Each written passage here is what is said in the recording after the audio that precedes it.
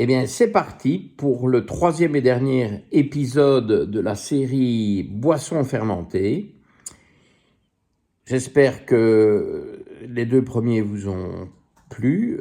Ceci est la suite directe, donc si vous n'avez pas vu les épisodes précédents, il faudrait peut-être les voir, sinon je ne pense pas que vous allez tout capter. Enfin, il y aura quand même des choses, mais vous n'êtes pas obligé, mais voilà.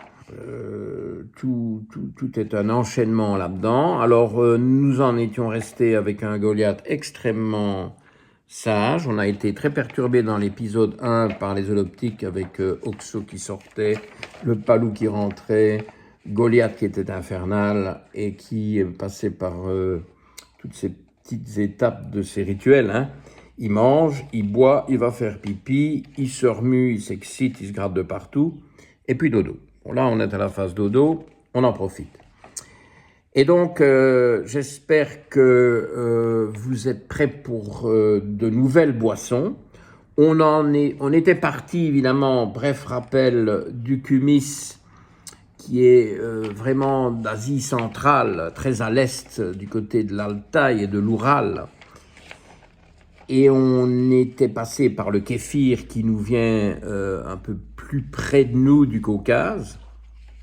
Et puis, en troisième lieu, dans l'épisode 2, je vous ai parlé de l'Iran ou du Doug qui, eux, viennent un peu plus au sud de la Turquie, du Turkménistan et de l'Iran.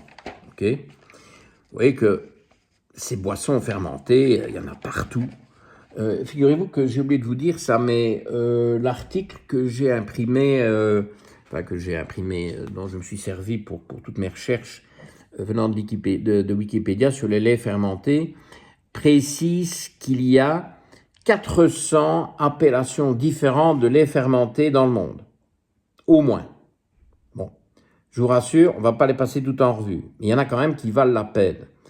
Parce que, je vous disais ça à la fin de l'épisode 2, ici dans les supermarchés luxembourgeois, pas dans des boutiques spécialisées, hein, vraiment supermarché, Cactus, pour ne pas le citer, hein, bon, une belle chaîne de supermarchés qu'on a ici, avec quand même assez bien de produits de qualité. Je ne suis pas très fan des supermarchés, mais bon, c'est difficile de s'en passer. En plus, ici, il n'y a pas grand-chose d'autre, donc c'est même pas un choix.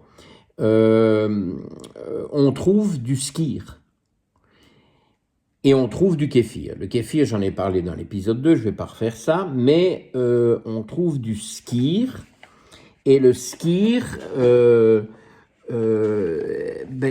sais pas, ça a beaucoup de succès, ça se vend, il y a plusieurs marques de skyr. Alors c'est vrai qu'il y a des liens historiques entre le Luxembourg et l'Islande. Moi j'ai une tonne de patients islandais, mais c'est pas lié au Luxembourg, c'était déjà depuis Londres. Ça, c'est plutôt les liens bancaires. Ceci dit, les liens bancaires entre Londres et Reykjavik, c'est plus un triangle dont Luxembourg, ville, est la troisième pointe donc du triangle. Mais il y a aussi, historiquement, c'est fascinant parce que moi, j'ai atterri dans mon jeune temps à Reykjavik, qui était quasiment une escale indispensable sur la route de l'Amérique du Nord, notamment de New York ou de Montréal, et peut-être que ces premiers vols Luxembourg-Reykjavik, qui remontent à très très longtemps, ont favorisé des échanges commerciaux et culturels. Il y a assez bien d'Islandais à Luxembourg pour toutes ces raisons. Alors, le skyr, donc, qui est spécifique de l'Islande, mais je vais vous parler d'autres boissons de la Scandinavie tout de suite, est assez épais. Il a une saveur légèrement acide qui se termine aussi un peu comme le kéfir finalement avec un arrière-goût sucré. Malheureusement, c'est que bactérien, il n'y a pas une énorme diversité. Hein. Vous vous rappellerez de l'épisode 2 où j'attirais l'attention. Moi, j'aime bien la diversité bactérienne et la complexification, si j'ose dire, avec des levures qui, elles aussi, peuvent être diverses. Elles aussi peuvent être diverses. Donc, des grains de kéfir où il y a toute une série d'espèces bactériennes, toute une série d'espèces fongiques qui vivent en harmonie et qui ensemble sont capables de fermenter. Alors que si on les sépare, en tout cas ce qu'il y a dans les grains de kéfir, si on les sépare, si on sépare les bactéries des levures, ça ne fermente pas. C'est quand même, hein, moi ça me botte, c'est la deuxième fois que je vous le dis, mais j'insiste. Bon, qu'est-ce qu'il y a dans le skyr? Très classique, Streptococcus thermophilus et Lactobacillus bulgaricus. Donc, ce sont les mêmes ferments qu'on retrouve dans le yaourt. Okay, c'est les deux emblématiques qu'on retrouve dans le yaourt. Donc, finalement, ça, c'est proche, mais le goût est différent. Le goût est franchement différent. Et puis, le yaourt est un produit ferme, alors que le skyr est un produit buvable. C'est peut-être ça aussi qui a ce succès. C'est comme un yaourt buvable, naturel, hein, bon, pas artisanal, hein, parce que, bon, on va voir ce qu'ils en vendent, il y en a plein les rayons, hein, je suis vraiment impressionné. Mais bon, c'est gai, j'en achète régulièrement, j'aime bien. Et alors évidemment, avec la forte teneur en protéines et la quantité de sucre très raisonnable, ben, ça peut servir de snack. Voilà, si on a une petite faim, on peut boire ça. On n'est pas obligé de mettre ça en dessert, parce qu'il est bourré de protéines. Okay. Alors, proche du skyr, nous avons ce qu'on appelle le filmjölk. L'accent, hein, on s'en passera. Filmjölk, ça c'est typique de la Suède. Ça c'est baratté, hein, c'est assez visqueux. Et ce sont d'autres espèces bactériennes de fermentation, Lactobacillus lactis, Lactobacillus cremoris, Lactobacillus diacetylactis, et alors l'Euconostoc mesenteroides cremoris. Vous voyez, donc d'une boisson à l'autre, c'est pas les mêmes espèces. Et bon, voilà, filmjölk, j'en vois pas par chez nous, mais si vous allez faire un petit tour en Suède, vous essayerez, c'est différent, c'est intéressant. Et puis alors, on a le Maghreb. Hein. Au Maghreb, ce sont d'autres noms, d'autres termes que je vais vite mentionner. C'est d'autres espèces très connues au Maghreb, mais aussi en Égypte. Il y a ce qu'on appelle le rayeb. Le rayeb, c'est un lait fermenté entier, mais qu'on a soit égoutté, soit laissé sécher, et qui prend donc un aspect ferme. Enfin, je ne suis pas spécialiste du rayeb, hein. Si je fais des petites erreurs, vous m'excuserez, vous me ferez des petites remarques en commentaire. Je suis certain qu'il y a parmi vous des spécialistes du rayeb, ce que je ne suis pas. Alors, dans ce rayeb, il n'y a que des bactéries, Lactococcus, oui, c'est pas toujours Lactobacillus, hein, Lactococcus lactis, et puis alors les grands classiques, Lactobacillus acidophilus, Streptococcus thermophilus. Donc ça, c'est le rayeb. Mais c'est pas tellement, je suis pas obsédé par le rayeb, j'aime bien son produit baratté, donc le babeur, si vous voulez, espèce de babeur qui vient du rayeb qu'on appelle le leben. Je pense qu'on l'appelle aussi le ben. De nouveau, ne comptez pas sur moi la prononciation. Qu'on rencontre, mais pas seulement dans le Maghreb, mais aussi au Moyen-Orient et jusqu'en Irak. Donc le leben ou le ben est très connu, très largement répandu.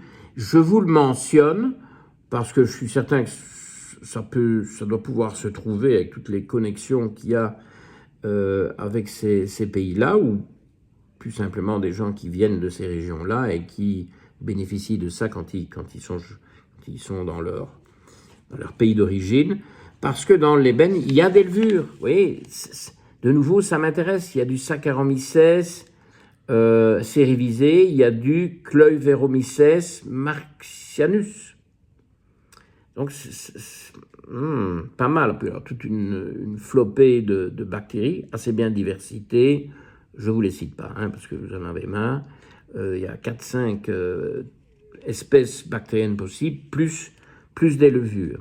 Alors, je dois vous parler aussi dans le même domaine du labné. Le labné, ça j'ai bien connu, j'ai beaucoup aimé quand j'ai travaillé à Beyrouth, quand j'ai consulté à Beyrouth, quand j'ai été à Damas. Il y avait du labné, on s'en enfilait avec un immense plaisir.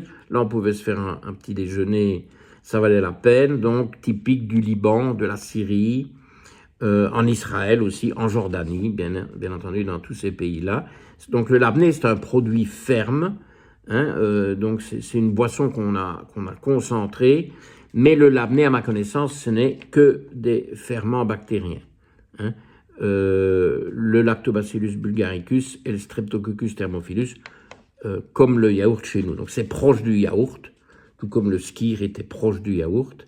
Vous voyez, donc il y a des nuances dans tous ces produits-là, et si vous en savez plus, ou si vous avez des expériences, partagez-les, qu'on apprenne des choses, qu'on échange. C'est un peu le but aussi de tout ça, parce qu'évidemment, je m'adresse ici à une population d'origine multiple, les migrations, hein, les mêmes dont je parlais précédemment en Hongrie. Et donc, ça, c'est pour le Maghreb. Alors, pour revenir sur des produits où il y a une combinaison de bactéries et de levures, il faut que je remonte à toute vitesse vers la Scandinavie, mais juste au nord de la Pologne et des États baltes, en juxtaposition avec la Russie, comme vous le savez, ben évidemment, c'est la Finlande, dont il a été beaucoup question depuis que la Finlande a rejoint l'OTAN. Et en Finlande, c'est un produit différent, ce n'est pas le filmjol comme en Suède, ce n'est pas le skyr de l'Islande, c'est ce qu'on appelle le viili, et qui est vachement intéressant, le viili. C'est pour ça que je vous en parle maintenant, que je ne veux pas passer ça sous silence. Ça résulte aussi d'un brassage, c'est visqueux, c'est acidulé, mais avec un bon goût, paraît-il. Je n'en ai jamais essayé, je voudrais bien essayer. Et tout comme les grains de kéfir sécrètent un exsudat qu'on appelle le kéfiran, dont je vous ai parlé en épisode 2, eh bien, le viili, qui est basé sur des grains aussi, dans lesquels, ben, vous vous en doutez déjà, il y a des bactéries, il y a des levures. Les levures, les bactéries, c'est plus ou moins les classiques. Il y en a quand même une ou deux un peu particulières, mais je vous en fais grâce. Il y a du Kleuveromyces marxianus, oui, comme dans pas mal d'autres choses, mais il y a aussi quelque chose de spécifique, c'est le Pichia fermentans. C'est une autre levure. Et puis alors, dans le viili, il y a du Geotrichum candidum, qui normalement n'est pas trop génial, mais il est tenu en respect par cette synergie, par cette tolérance avec toutes ces espèces qui sont juxtaposées. Et dans le viili, le Geotrichum candidum sert à produire une petite croissance superficielle au-dessus du verre ou du bol ou du récipient, peu importe lequel, et donc sa surface prend un aspect légèrement velouté. Ce qui, vous avouerez quand même, hein, la cerise sur le gâteau, si je peux me permettre, sans cerise et sans gâteau, ou en tout cas pas trop. Et donc ces grains de viili produisent ce qu'on appelle du viilian, qui est aussi un polysaccharide, un hétéropolysaccharide spécifique, et qui, contrairement à ce qu'on trouve dans le kéfir, donc le kéfiran, lui, c'est un polysaccharide phosphaté. Vous voyez qu'il y a une diversité dans tout ça. Il y en a peut-être parmi vous qui vont se dire « Ah, mais moi, je vais commercialiser ça, je vais faire un carton. Hein. » Pourquoi pas? Peut-être qu'il y a des choses qui se trouvent dont je ne suis pas au courant. Bref, vous m'en direz plus, vous ferez vos recherches qui compléteront les miennes. Alors, il nous manque encore quand même une région du monde très importante. très adepte, si vous voulez, des boissons lactées et fermentées, eh bien, c'est l'Inde, le Pakistan, etc. Alors, en Inde, le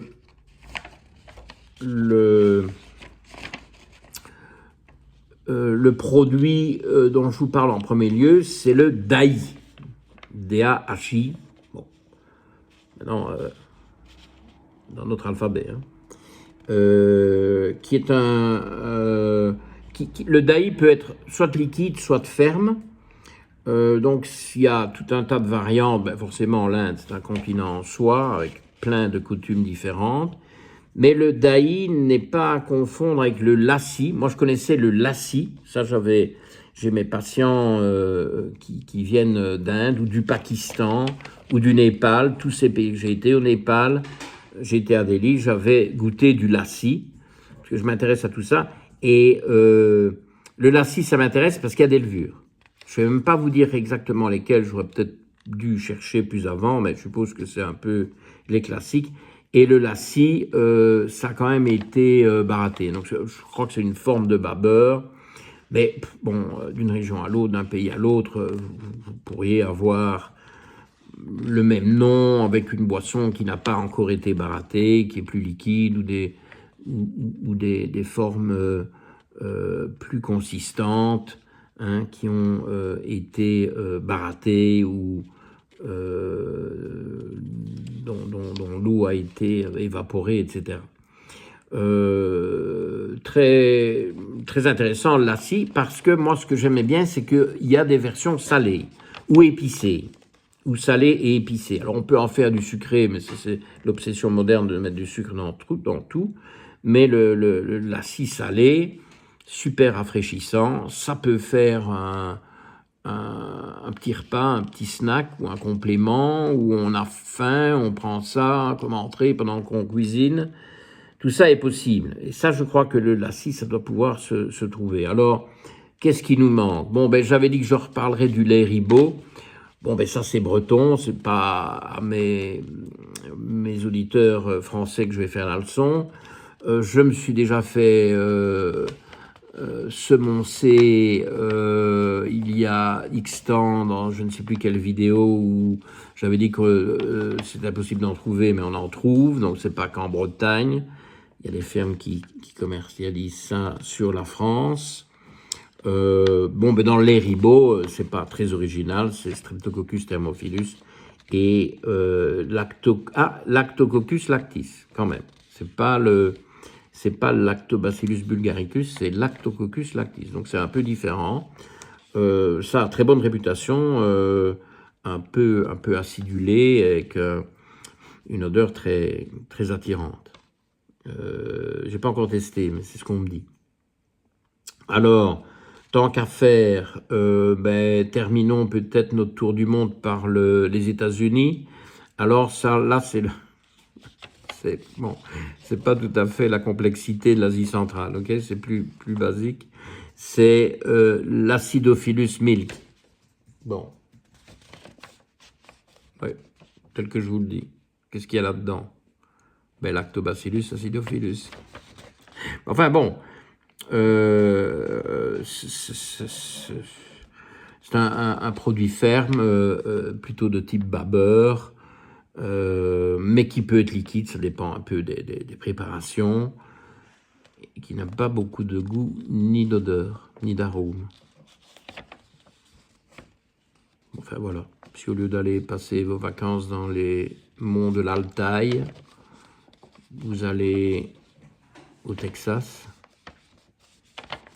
vous aurez de l'Acidophilus milk. Bon appétit. Alors, au Québec, ça c'est toujours évidemment le charme du Québec, hein, c'est à peu près la même chose, mais là ça s'appelle, et j'ai appris, des cailles. C-A, accent circonflexe, I, des L-E-S. Alors, comme nous avons des Canadiens et des Québécois sur cette chaîne, on va en apprendre aussi. Il va y avoir des échanges. Je ne m'attends pas à énormément de vues. Ce sont des sujets qui n'intéressent pas tout le monde. mais je m'attends à beaucoup de commentaires, parce que chacun va venir avec ses petites spécialités du cru, et ça, franchement, ça vaut la peine. Bon voilà, on a fait le tour du monde de la fermentation, mais ce serait évidemment tout à fait injuste de ne pas terminer par une boisson fermentée très populaire, très en vogue, c'est le kombucha, hein, qui lui n'est pas fait évidemment à partir d'un produit laitier, qui, je vérifie quand même parce que ce serait dramatique, oui, il est sur ma liste des fermented foods, donc pour ceux qui n'ont pas vu l'épisode 1, là, j'ai tous ces aliments fermentés, ces boissons et aliments fermentés. Bon, Goliath, n'en profite pas bassement, toi. Qui comprend effectivement le kombucha. Hein.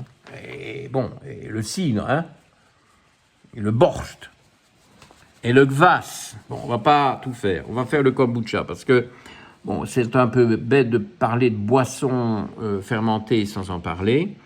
Mais c'est pas fait à partir d'un laitage, c'est fait à partir de thé. Alors on peut utiliser le thé vert ou le thé noir. Donc il y a plein de variantes aussi. Quels sont les intérêts? Ben, il y a des bactéries, notamment du genre acétobactère, mais il y a des levures. Et alors, ce n'est pas nécessairement les mêmes levures que ce que nous avons évoqué dans les laitages. C'est du Zygosaccharomyces, très bon pour les zygomatiques, de Zygosaccharomyces, des Brettanomyces et quand même différents Saccharomyces plus classiques. Tout ça donne évidemment un petit côté pétillant au kombucha, comme on le sait. Alors, c'est quand même une boisson dans laquelle il reste du sucre à la fin, je crois. Hein, je crois savoir qu'il reste du sucre. Et donc, en plus, l'article sur lequel je me suis basé ici pour en apprendre un peu plus, parce que je ne suis pas spécialiste de kombucha, mais je connais, mais pas suffisamment, on le conseille en fin de repas comme étant un allié précieux pour améliorer la digestion et éviter les ballonnements. Bon, voilà. Maintenant, j'ai des patients qui font eux-mêmes leur kombucha, très très bien. Mais alors, ils boivent ça tout au cours de la journée comme si c'était de l'eau. Ah oui, mais leur glucose leur glycémie n'est pas stable. Okay, c'est des pics de sucre, ça. Des pics d'insuline.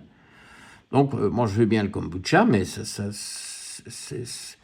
pris seul ou pris avant le repas, ça ne va pas garder une stabilité glycémique satisfaisante. Donc, c'est plus un dessert, un accompagnement avec le repas, vers la fin du repas, peut-être un accompagnement d'un dessert sympathique. C'est une boisson santé, hein. Un peu sur le style, si vous voulez, du kéfir et du viili, qui ont s'il y a des grains, il y a une mère, on peut appeler ça une mère. Okay, et pour le kombucha, le terme mère est tout à fait de circonstance. Donc, c'est une culture de démarrage, si vous voulez, pour amorcer la fermentation. Cette mère, pour le kombucha, ça je ne savais pas, peut être appelée sous l'acronyme SCOBY, S-C-O-B-Y, qui est une appellation logique, puisque, alors là c'est méga petit, Symbiotic Colony of Bacteria and Yeast, SCOBY. Symbiotic Colony of Bacteria and Yeast, SCOBY avec Y.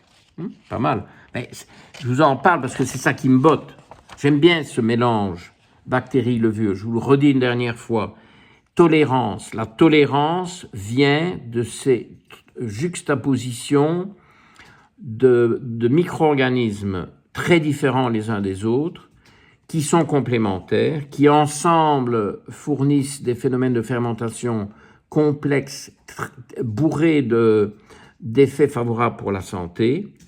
Okay, et donc, c'est vraiment à l'opposé parfait de tout un tas de concepts que beaucoup d'entre vous croient vraiment le Graal de la santé intestinale, comme les termes éradiquer, supprimer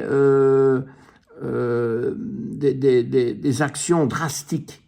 Mais non, ça ne tient pas la route.